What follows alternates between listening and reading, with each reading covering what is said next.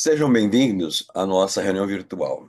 Que a paz do Mestre Jesus esteja com todos.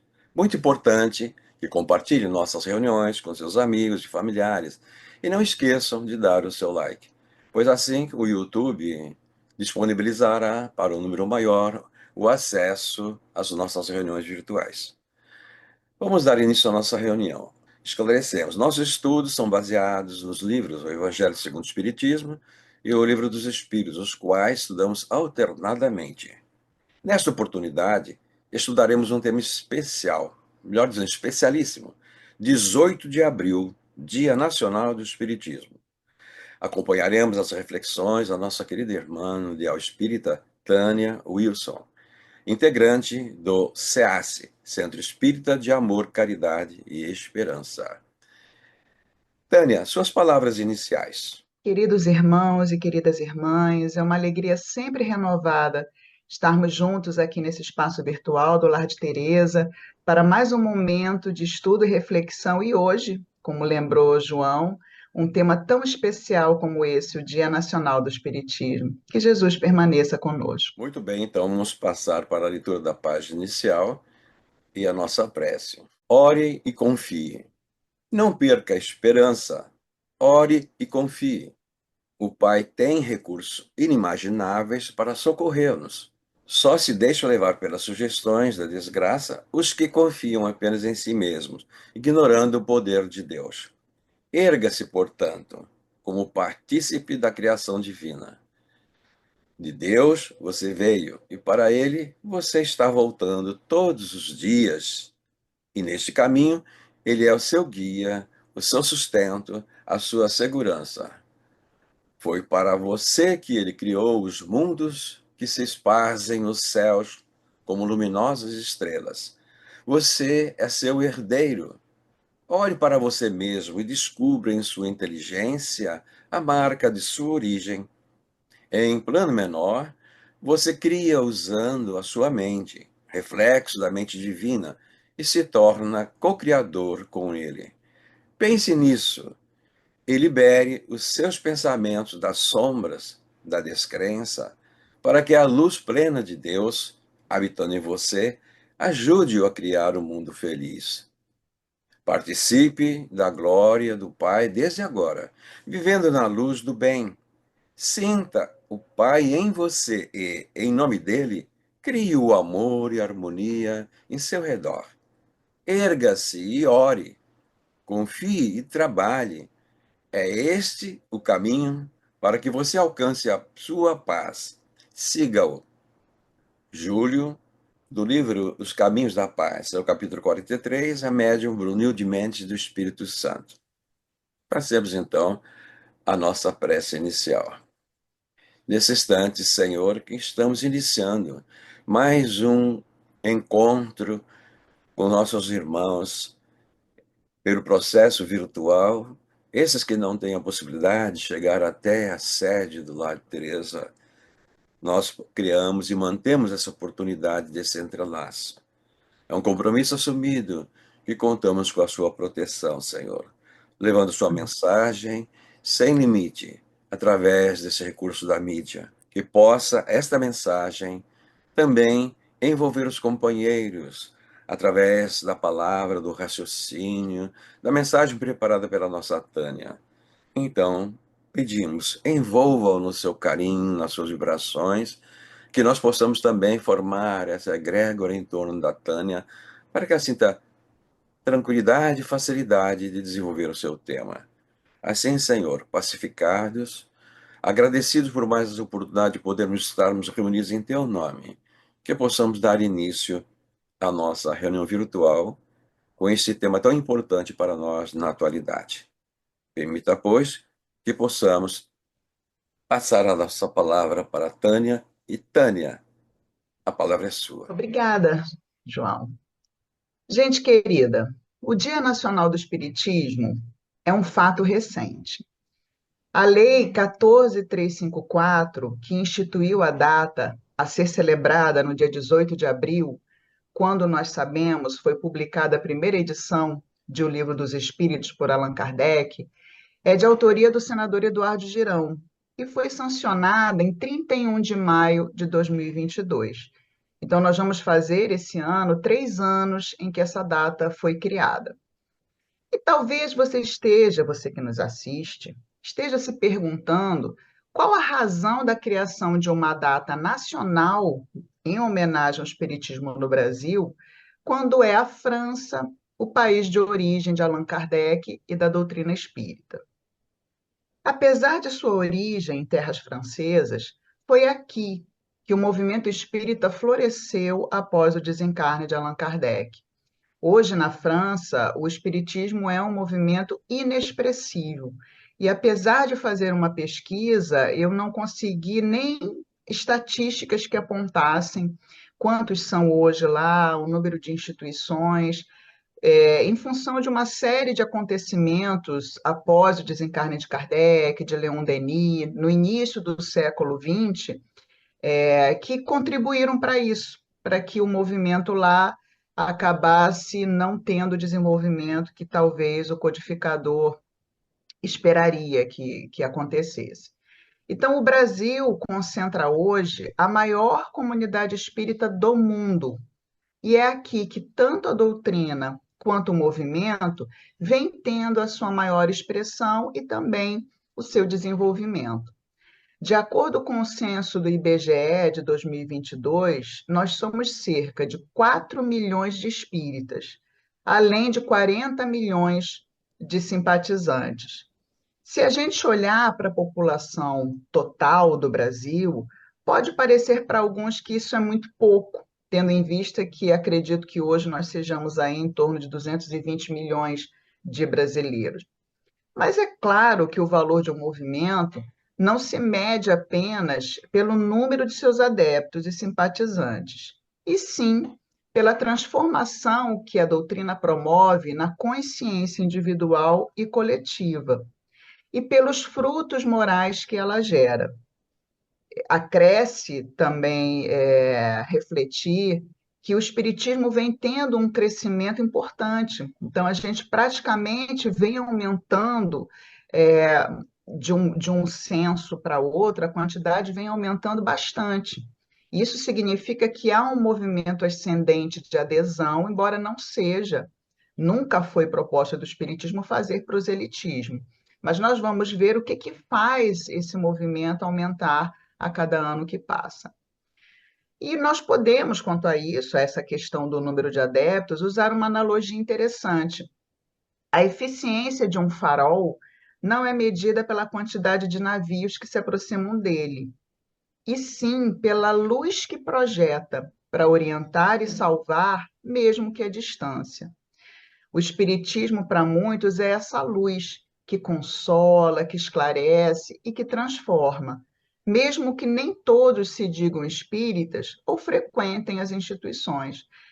Provavelmente, você que nos assiste pode ter tido a experiência que eu também já tive, de alguém sabendo que sou espírita se aproximar com alguma questão, com alguma dúvida, precisando de um esclarecimento, de uma consolação, e a pessoa então perguntar sobre a visão espírita para um determinado problema e achar bastante sentido na explicação. Mas, por várias razões, a pessoa não se sente impelida a frequentar, a aprofundar o estudo, mas aquela explicação que a gente dá, muitas vezes pontual, ou um determinado aconselhamento, tendo por base o conhecimento doutrinário, costuma ter um efeito muito positivo nos nossos amigos, nas pessoas que nos procuram em busca desse olhar espírita. E eu gostaria de também, nessa data, citar a título de uma homenagem póstuma os missionários que ajudaram a divulgar o espiritismo e organizar o movimento espírita no país. Nós temos sempre que ler a biografia, que olhar as condições, que nos apropriarmos desse legado na nossa vivência também dentro do nosso movimento. Então, eu lembro aqui, talvez os mais conhecidos, Dr. Bezerra de Menezes, Eurípides Barçanufo, Dr. Inácio Ferreira, Pedro Camargo, que escrevia sob o pseudônimo de Vinícius e tem uma contribuição especial ao conhecimento doutrinário, com reflexões originais. Dona Ivone do Amaral Pereira, Chico Xavier, doutora Marlene Nobre. Esses nomes ilustram como o Espiritismo não se restringe ao campo religioso, mas também atua profundamente na educação, no cuidado com o sofrimento humano e no avanço de uma medicina mais integral. A lembrança desses nomes me remete à frase de Isaac Newton, que é uma frase conhecida, em que ele disse assim: se me vi mais longe, foi por estar sobre os ombros dos gigantes. Então, se nós hoje temos essa oportunidade benéfica, enriquecedora, de frequentarmos as instituições, de termos, como é o caso aqui do Rio de Janeiro, muitas opções de instituições a frequentar, se temos hoje a Federação Espírita Brasileira, as federações estaduais, as instituições hoje organizadas da forma como elas são organizadas, foi graças a esses gigantes que nos precederam. Foi graças a esses missionários que foram abrindo os caminhos sociais para que a doutrina e o movimento se estabelecessem e se firmassem no Brasil. Então, é muito importante que a gente, nas nossas instituições, faça o resgate desses nossos amados que foram colocando ali para a gente as condições para que hoje a gente possa usufruir do movimento espírita no Brasil com a diversidade que nós temos. E nesse momento, já que nós falamos de importância, já que nós lembramos esses missionários, eu gostaria de perguntar a você especialmente, eu gostaria de propor e de convidá-lo a uma reflexão. Você que chega aqui nesse canal do Lar de Teresa, que assiste essa fala, que está acompanhando essa breve revisão das razões da criação dessa data, desses nossos missionários que nos precederam, um pouquinho para pensar. Qual é a relevância, a valia, a magnitude do Espiritismo na sua vida? O que mudou para você? Geralmente, quando buscamos uma instituição espírita, algo nos impele. A perda de um ente querido, a busca de sentido de vida e do sofrimento, o medo da morte diante de um adoecimento grave, fenômenos mediúnicos, ou algum tipo de fenômeno inexplicável que acontece conosco ou com algum familiar. Algo nos leva a buscar um conhecimento, o conhecimento espírita. E ao conhecer a doutrina espírita e estudá-la, você hoje está mais feliz, centrado, otimista e resiliente diante das dificuldades e possibilidades da vida? Eu quero acreditar que sim. E por isso eu imagino que o subtítulo dessa palestra, o Dia Nacional do Espiritismo, poderia muito bem ser a alegria de ser espírita. O próprio Kardec afirmou essa ideia no item 30 do capítulo 3 de O Livro dos Médiuns, quando ele nos diz assim: vejam que frase belíssima. O espiritismo anda no ar, difunde-se pela força mesma das coisas, porque torna felizes os que o professam. Vou repetir. O espiritismo anda no ar, difunde-se pela força mesma das coisas, porque torna felizes os que o professam. O codificador não tinha ideia, quando ele escreveu isso, que o espiritismo murcharia na França e teria pouca expressão e que seria trazida ao Brasil e floresceria aqui, como já foi dito. Ele não tinha essa ideia, mas ele tinha a convicção que conhecer a doutrina, ter acesso e compreender o ensinamento dos espíritos, nos tornaria mais felizes, aumentaria o nosso bem-estar. E o que nos torna tão felizes, queridos irmãos e irmãs? O que te torna mais feliz ao contato com essa doutrina? As grandes questões filosófico-religiosas da vida foram respondidas pelos espíritos, permitindo que tenhamos um maior entendimento e aproveitamento da nossa jornada terrena, uma vez que sabemos de onde viemos, o que fazemos aqui e para onde vamos. Eu costumo citar o título de um livro de Leon Denis, que eu acho que o título desse livro resume um pouco essa importância de uma maneira bem rápida, como se fosse um flash, que é o livro O Problema do Ser, do Destino e da Dor.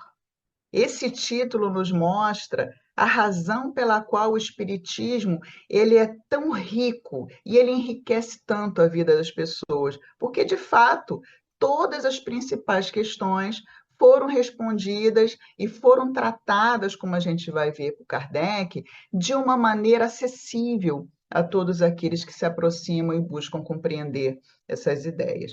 Então, partindo da ideia racional de Deus, da imortalidade da alma, da reencarnação, da comunicabilidade dos espíritos e da pluralidade dos mundos habitados, nós aprendemos a olhar a vida e o mundo com um entendimento mais amplo e profundo.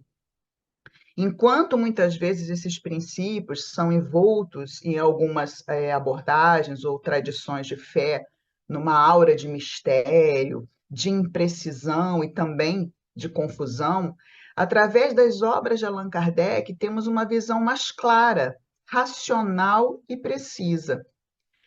Vemos, por exemplo, a questão da reencarnação. A reencarnação, assim como todos os outros princípios, não é uma ideia nova, não é uma criação, uma originalidade da doutrina espírita, é uma ideia muito antiga que remonta aos gregos, que remonta aos hindus, ao budismo, ao hinduísmo. Então, é uma ideia bem anterior ao espiritismo, que é de 1857, ali naquela data, 18 de abril, que foi o lançamento da obra seminal, que é o Livro dos Espíritos. No entanto, essa ideia da reencarnação sempre foi muito envolvida numa imprecisão. Exemplo, essas abordagens religiosas sempre acreditaram que nós poderíamos reencarnar em animais, o que seria um retrocesso, o que seria nós decairmos da nossa evolução. E o Espiritismo, então, vem mostrar, através de Kardec, dos espíritos, desse trabalho, que não, que isso não é possível, que a reencarnação é um recurso pedagógico que Deus vai se utilizar para o nosso desenvolvimento, para o nosso progresso. E tirando, então, dessa ideia esse componente de mistério, de imprecisão e essa confusão que se faz nessas abordagens, por exemplo, em relação à reencarnação também, a ideia de iluminação. Então, a gente reencarna para alcançar o nirvana, para alcançar esse estado de iluminação, enquanto que para nós por esses ensinamentos, a gente sabe que é um percurso, é uma jornada evolutiva, cujo ápice está na perfeição, no alcance pleno e no desenvolvimento pleno de todas as nossas habilidades. Então, vamos fazer uma passagem rápida sobre esses aspectos que nos tornam mais felizes e que nos colocam dentro de nossas vidas numa posição de aproveitamento melhor, mais consciente dessa vida. Quem somos nós e o que fazemos aqui? É o problema do ser. O que, que o Espiritismo nos fala? Que nós somos espíritos imortais em processo de evolução. E quando a gente fala processo de evolução, leia-se aqui de desenvolvimento intelectual e moral. Para tanto, para esse movimento de desenvolvimento, nós temos várias vidas, várias oportunidades nas quais, junto aos companheiros de jornada, vamos amadurecendo rumo à felicidade e rumo à perfeição. Quanto tempo dura esse processo? Não temos condição de saber. O tempo vai durar de uma maneira diferente para uns e outros, porque envolve também essa questão do nosso aproveitamento, porque envolve também o nosso engajamento e a vivência desses princípios.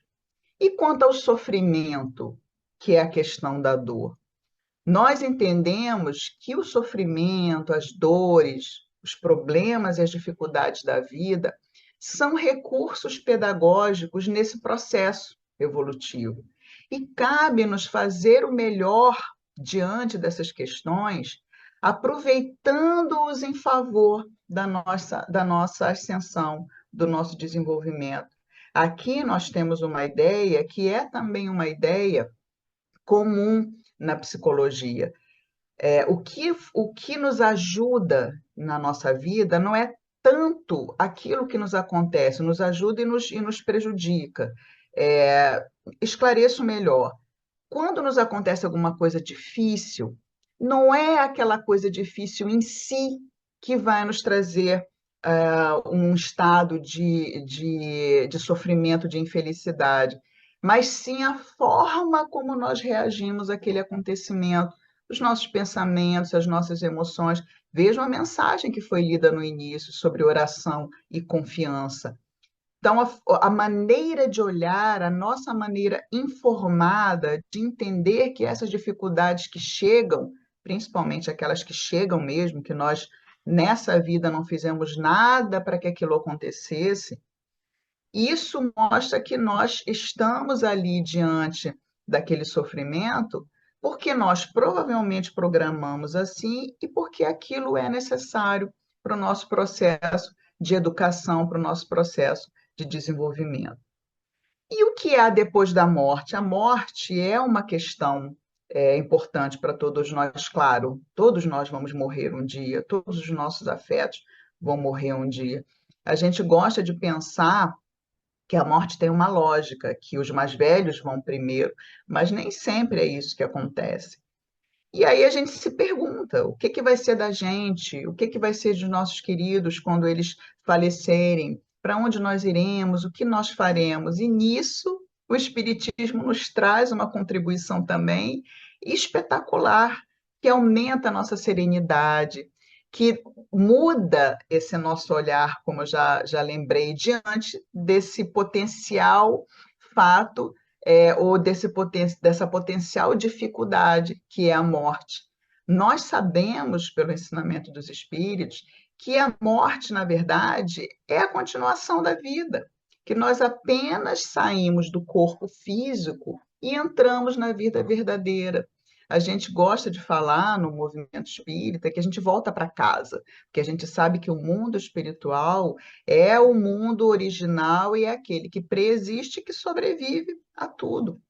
Então, morrer é voltar para casa, morrer é ter acesso à nossa condição plena de espíritos, que é a nossa condição verdadeira, a nossa condição original.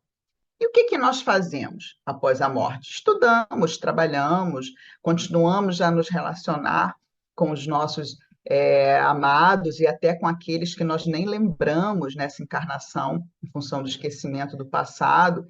E nós então reencontraremos essas pessoas e continuaremos lá também, de uma certa forma, o nosso progresso, o nosso desenvolvimento. E mais, essa visão da morte também, pelo Espiritismo, nos indica que os nossos entes queridos que partem podem manter contato conosco, que é a questão da comunicabilidade dos espíritos. Então, esses nossos amados, durante o sono, quando nós dormimos e nos afastamos do corpo físico, durante o nosso estado de vigília mesmo, quando estamos acordados, esses nossos queridos que já partiram podem vir nos visitar, nos amparar em momentos difíceis, atender a um pensamento de saudade que a gente faz. Tão logo eles estejam preparados, tão logo eles estejam adaptados à nova realidade, nada os impede de estarem conosco, de terem esse convívio com a gente. E quantos de nós não sentimos em algum momento a presença dessas pessoas que partiram? Eu me recordo, há muitos anos atrás, eu estava em Teresópolis, eu morava ainda em Teresópolis, estava na sala de espera para uma consulta, lendo um livro espírita. E havia uma senhora do meu lado que começou a puxar conversa comigo, vendo o livro. E aí ela perguntou, a consulta estava demorando, né, como acontece muito nas consultas médicas, e ela começou, minha filha, estou vendo que você está lendo um livro espírita, você é espírita, né? Eu falei, sim, sou espírita há muitos anos. E aí ela falou assim, eu posso compartilhar uma coisa com você que eu nunca contei para ninguém?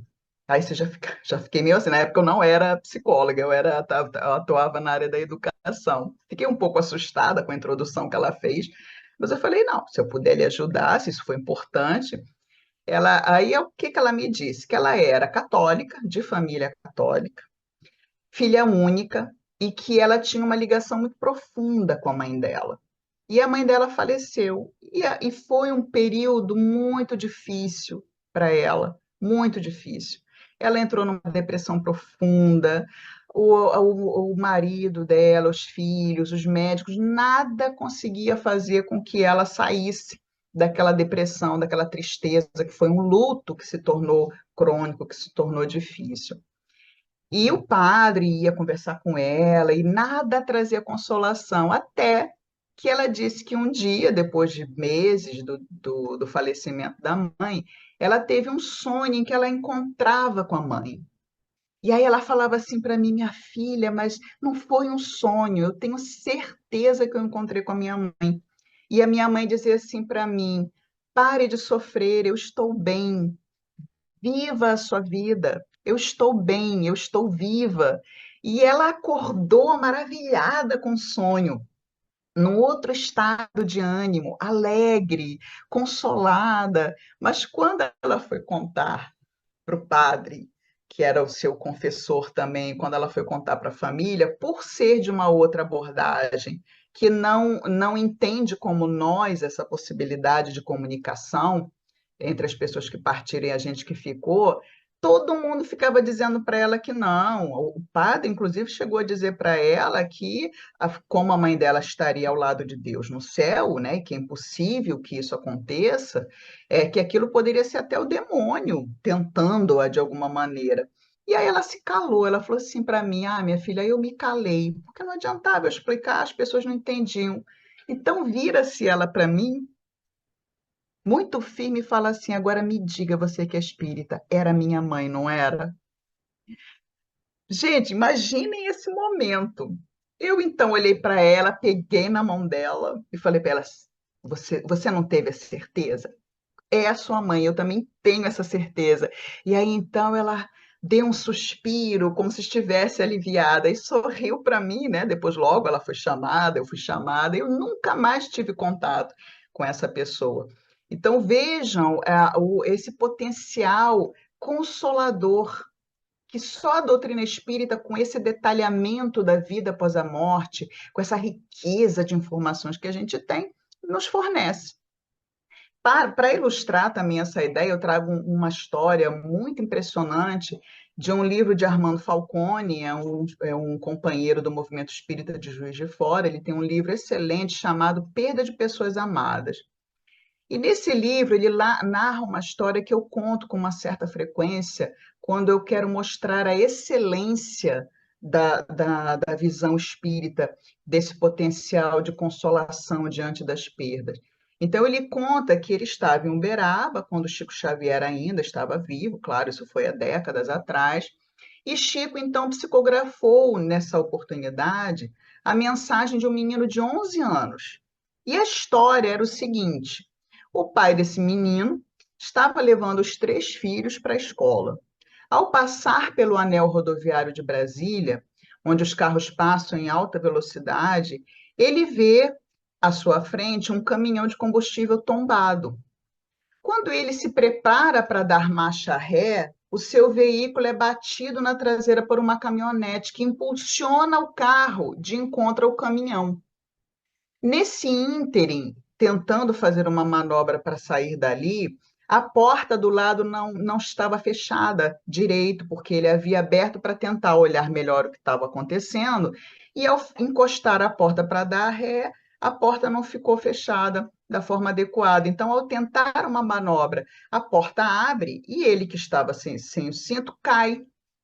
E os filhos que permaneceram dentro do carro, que continua em movimento, ficaram lá e o carro continua em movimento, chocando-se com o caminhão. Com a colisão, o carro com as crianças pega fogo e explode. Então o pai estava lá, no grupo espírita da prece, em Uberaba, com as mãos queimadas, porque depois da explosão ele tenta colocar a mão nas chamas para tirar os filhos, mas não havia possibilidade dele salvar as crianças. E ele estava lá, né, com as duas mãos queimadas, junto com a esposa, e a preocupação de ambos, o que os atormentava, era o sofrimento, a possibilidade daqueles meninos terem tido um sofrimento horrível antes de morrerem de fato. Então, diz Armando, que estava presente nesse dia, que Chico Xavier lia mansamente as palavras do menino, descrevendo que assim que se deu o impacto e o carro foi jogado para frente, eles sentiram um abraço muito forte e viram a avó desencarnada que cuidara deles nos primeiros anos. Cumpre lembrar que esse era o mais velho dos três, né? Esse menino de 11 anos. Então, essa avó abraçou os três e disse assim: fechem os olhos e vamos dormir. E apertou os três num abraço e eles desmaiaram. Então, eles não tiveram nem a noção de que o caminhão havia incendiado, porque foi na hora da batida só que ele explodiu. Os meninos, então, não perceberam o que havia acontecido. Então, esse pai e essa mãe, nesse dia, imagina o fardo, vocês imaginem o alívio que não foi para eles ter esse conhecimento. Claro que haveria ali ainda um trabalho de luta a ser feito, porque perder três filhos da forma como eles perderam é algo a ser trabalhado, essa perda, essas emoções, esses pensamentos ao longo de muito tempo, e o luto, como é um processo, claro que em alguns momentos o sofrimento vai bater mais forte, mas saber disso tudo, ter essa informação, promoveu para aquele casal uma consolação acima de qualquer outra ideia, de qualquer outra construção religiosa em relação a esse acontecimento. E eu trago, então, o Martins Peralva, também tem uma frase que eu gosto bastante, no livro Mediunidade e Evolução, no capítulo 6, em que ele afirma até poeticamente, olhem também que frase muito bonita, que o espiritismo é doutrina que luariza de esperanças a noite de nossas vidas. O espiritismo é doutrina que luariza de esperanças a noite de nossas vidas. Lembram da mensagem Ore e Confia? Então, a nossa noite escura da alma, como já dizia um pensador religioso que viveu já há muito tempo, né? Ele falava que esses sofrimentos intensos que a gente passa, ele chamava de noite escura da alma. Joana até tem umas mensagens em que ela fala sobre isso. É essa ideia, né, de que traz essa luz, traz esse conforto, traz esse quentinho no coração que a gente precisa para seguir adiante com mais serenidade. E é assim mesmo, é esse o benefício que a doutrina espírita traz para a gente. E para concluir essa nossa reflexão sobre o Dia Nacional do Espiritismo, aqui, é claro, foi só um levantamento muito rápido de todos os benefícios, lembramos com Joana de Ângeles a necessidade de termos o que ela chama de compromisso com o profundo. Então, Joana, quando fala da questão da religião, e vocês também devem ter tido experiências como eu nesse sentido, de ter tido algum amigo, alguém que entrou para o movimento, estudou um pouco a doutrina e saiu. E muitas vezes mudou de religião, dizendo que não via sentido. Há pessoas que não acreditam em reencarnação, que acham que a ideia da reencarnação é uma ideia errada, que não faz sentido para elas. E ok, cada um está num nível, num estado de desenvolvimento. Kardec chamava isso de amadurecimento do senso moral. Então, o espiritismo não faz sentido para todos, mas para aqueles que encontraram um sentido no espiritismo, nós temos que ter o compromisso com o profundo, porque Joana explica assim, que essa questão da religião para cada um de nós, ela chama de ressonância. Então, lembrem a primeira vez que vocês foram uma instituição espírita, o que vocês sentiram. Talvez vocês tenham sentido assim: é aqui, me encontrei. É aqui que é meu espaço, é esse discurso que faz sentido para mim, é aqui. Ela chama isso de ressonância. Alguns têm essa ressonância ou essa afinidade, essa sintonia de ideias dentro do espiritismo. Outras não, é no budismo, é na religião muçulmana, enfim. E depois dessa ressonância, vem o que ela chama de encontro com o luminoso. O que é o encontro com o luminoso? É essa emoção, é essa profundidade, essa intensidade, esse idealismo que brota na gente, que faz a gente querer estudar, trabalhar, ajudar, crescer. É o encontro com o luminoso. É a emoção que nos alcança quando a gente ouve um companheiro fazer uma prece, como o João fez, de início a nossa reunião, é a emoção que nos alcança quando a gente assiste uma palestra que a gente gosta bastante de um expositor, é o encontro com o luminoso. Mas além da ressonância e do encontro com o luminoso de Joana, nós precisamos, queridos irmãos e irmãs, estabelecer na nossa vida o encontro com o profundo, que ela diz que é a vivência dos princípios que nós abraçamos. Viver e defender a mensagem do amor e da paz onde quer que nós estejamos. Nós somos cartas vivas do Evangelho, como gosta de nos lembrar Emmanuel. Então, nós temos que ser defensores implacáveis do amor e da paz. Nós não podemos aderir hoje ao discurso que vem sendo muito comum na sociedade de uma maneira geral, de exclusão das diferenças, de exclusão de minorias, de armamento e de guerra, porque nós somos representantes de uma doutrina que traz o Evangelho de Jesus como base ética, e no Evangelho de Jesus, as duas coisas que ele mais falou, que ele mais disse em referência aos seus discípulos, a nós, que somos discípulos dele, é que nos amássemos e que fôssemos defensores dessa paz. Então, é assim que eu também desejo, ao final dessas reflexões sobre o Dia Nacional do Espiritismo, que essa paz, que esse amor esteja em seu coração, onde quer que você se localize. Que seja o que for que você esteja passando, você possa se sentir amparado, acolhido, amado, e que esse entendimento maior da vida e do sofrimento possa lhe trazer a serenidade e o bem-estar. Que Jesus permaneça conosco. Muito bem, Tânia. Que inspiração. Realmente recebemos esse profundo, reflexivo, importante abordagem sobre o Dia Nacional do Espiritismo. Agradecemos a sua dedicação em preparar esse tema e nos dar essa panorâmica rica de conteúdo. A nossa gratidão por mais uma vez de tê-la conosco.